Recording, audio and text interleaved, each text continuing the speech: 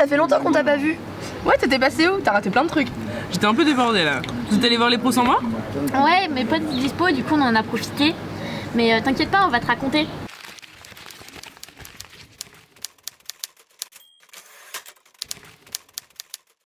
Alors on est d'abord allé voir Monique, c'est une productrice qui a développé depuis l'année dernière le festival du film adapté du livre. On a vu Karim et Géraldine qui sont réalisateurs et scénaristes amateurs pour leur collectif Zombies the Cat. Et puis on est allé voir Antonin, il est scénariste à la télévision et au cinéma. Et vous leur avez parlé de quoi du coup? On est rentré directement dans le vif du sujet, on leur a parlé d'innovation dans leur travail. Donc l'innovation, moi, dans mon processus d'écriture, c'est indispensable, on va dire, parce que c'est difficile d'aller voir un producteur pour lui dire que ce qu'on fait n'est pas nouveau, etc. Nous, en tant que producteur, on recherche l'innovation. En tout cas, moi, oui. C'est de traiter, en fait, justement, de manière différente. Donc, c'est séduire, c'est avoir des chances de réussir à monter son projet. Mais aussi, ce qui est intéressant, c'est pas de refaire la même chose. Après, là où c'est compliqué, c'est sur quels critères, en fait. Réussir à dire sur quels critères c'est innovant. Ça peut être innovant pour le spectateur, ça peut être innovant pour un professionnel, c'est-à-dire qu'il y a des choses un peu plus invisibles, un peu plus cachées pour le spectateur, même si je pense que tôt ou tard, et au bout du compte, il finit toujours par se rendre compte qu'il y a quelque chose de nouveau. L'innovation, c'est pas une priorité. L'innovation, c'est un outil qui va permettre de mieux raconter une histoire ou de mieux faire ressentir quelque chose.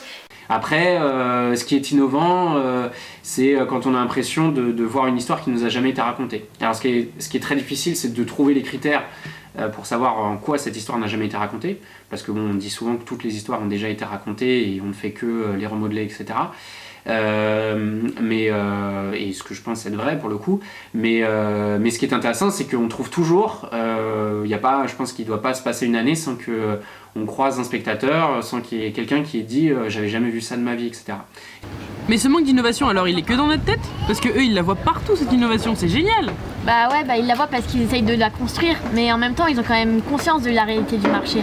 On est quand même dans une industrie, que ce soit le cinéma ou la télévision, ça reste des industries, et donc qui dit industrie dit qu'il y a quand même une logique de marché, donc ça fonctionne sur un marché qui n'est pas exactement comme tous les autres. Les autres professionnels qui permettent la diffusion des films sont aussi prêts pour l'innovation parce qu'ils ont peur que le film qui va être complètement innovant ne trouve pas son public. Donc on est entre ces deux parties-là. Mais il n'empêche qu'il y a quand même une espèce de formatage qui se fait. Alors il peut se faire en amont par les créateurs, ou il peut se faire par les producteurs, ou par les chaînes de télévision, ou même par des organismes qui sont là pour subventionner.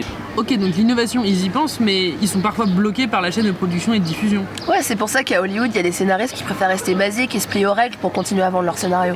Enfin, ça reste quand même un marché créatif, donc on trouvera forcément des auteurs pour apporter de l'innovation. Et mes potes, pour le coup, ils sont assez optimistes sur le renouvellement des scénarios par rapport à nous. On est à une époque hyper excitante parce qu'on peut mélanger justement différents genres. On peut se permettre aussi de sortir de sentiers battus dans l'écriture. Je pense qu'on peut encore trouver des nouvelles choses. On peut encore trouver des nouveaux formats parce que les technologies évoluent aussi. Ok, donc la viande du cinéma, elle le voit pas forcément uniquement qu'en salle. Non, pour eux, l'innovation, elle va investir d'autres supports. Par exemple, Antonin, il nous a beaucoup parlé des séries.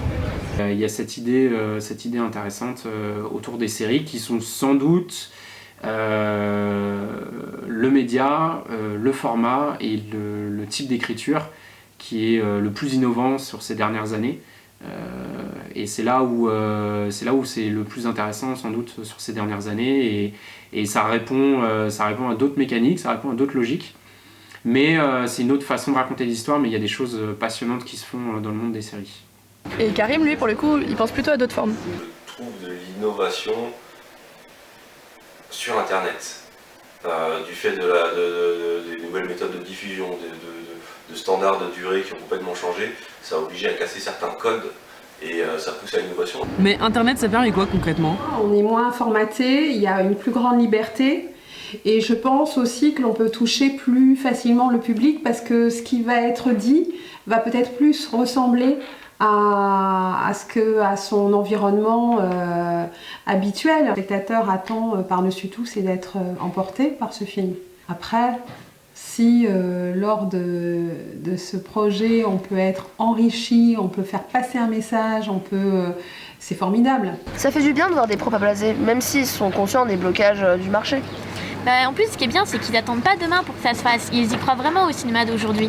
Je suis vraiment d'accord avec elle, l'important c'est de toucher le public. Mais c'est qui le public? Ouais, j'avoue, même nous, entre nous, on n'est pas d'accord sur les films qu'on aime, donc comment on peut définir un public et ses attentes? On peut pas parler d'un public, mais des publics. Les gens ont forcément des points de vue différents et des bagages culturels différents face au cinéma, comme avait dit Basile. J'avoue que je sais même pas si on peut vraiment les catégoriser. Ok, venez, on essaye de savoir qui c'est ce public. On balance un petit sondage sur internet et on mène une petite enquête. Ouais, moi je suis chaude pour venir sur le terrain avec toi et les rencontrer directement.